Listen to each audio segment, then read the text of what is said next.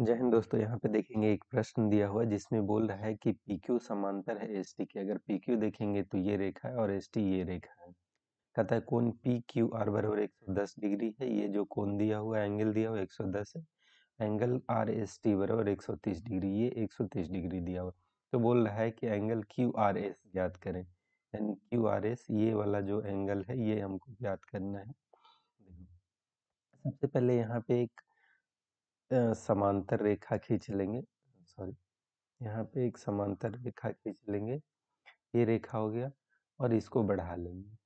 इसको, ये जो स्ट्रेट लाइन है इसको बढ़ा लेंगे। ये भी थोड़ी देर के लिए देख सकते हैं बढ़ा हुआ। तो आप देखेंगे कि ST है जो समांतर पहले से दिया हुआ था PQ के, और एक समांतर यहाँ पे क्या ले लिए, मान लिया कि MN ले लिए। ये समांतर किसके हो गया, MN के। अब देखेंगे ये तीनों रेखा समांतर है।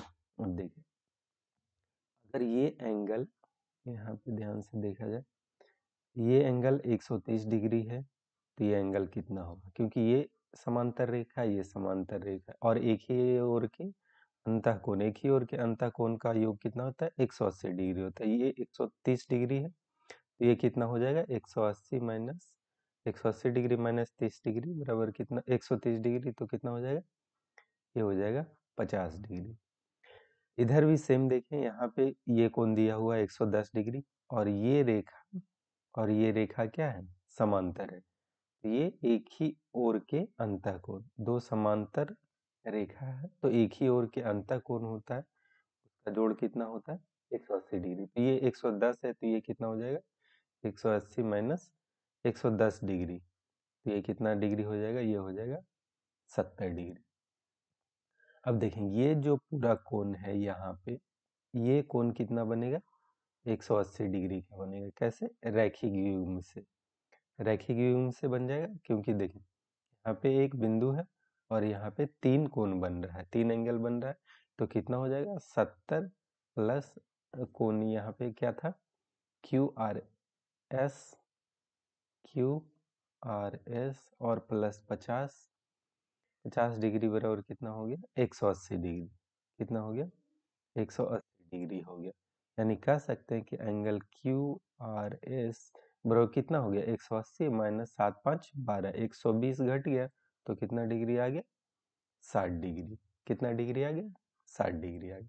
या दूसरे तरह से हम लोग इस तरह से भी बना सकते हैं, जैसे ये दिया हुआ है, ये दिया हुआ है 110 डिग्री, ये दिया हुआ है 130 डिग्री।